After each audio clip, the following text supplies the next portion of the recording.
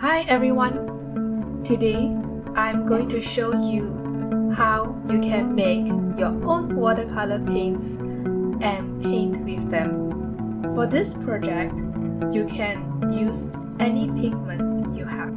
I have some old, unused eyeshadow palettes lying around.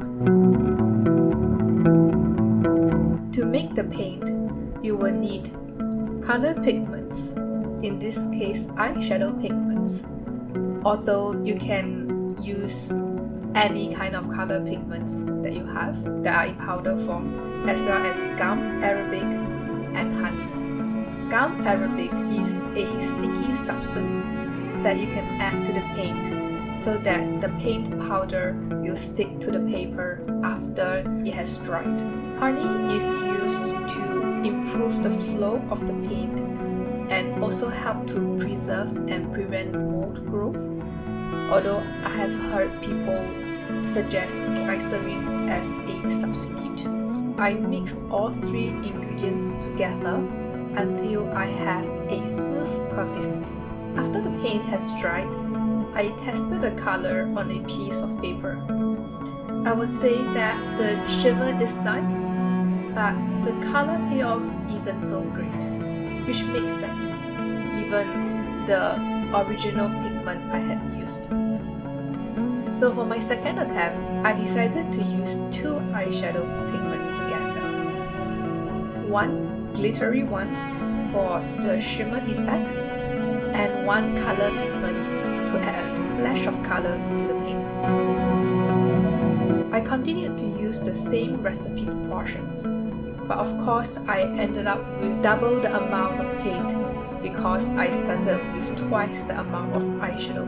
After testing, I would say that the color payoff has definitely improved, so that's great. But the addition of the color pigment has reduced the amount of sparkles, which is disappointing. So for the third attempt, I have decided to stick with one pearl eyeshadow because ultimately, glitter is what's important to me. So now, I'm going to use the light red paint I've made to make a flower painting. It was pretty fun using it to paint. I would say that it behaves very similarly to the regular watercolor pigments you can buy in store. You can add water to the paint to activate it, and you can also adjust the intensity of the color based on how much water you add. I would say though that the pigment size of the glitter is larger than what's available in art supply stores, so it does have a more granulated appearance.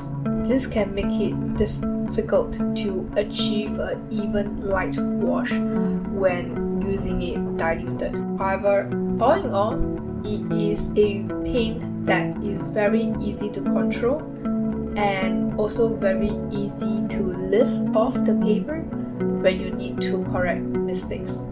I am quite happy with how the results turn out and definitely look forward to making paints from the remaining eyeshadow pigments in the palette. Let me know in the comments what you think.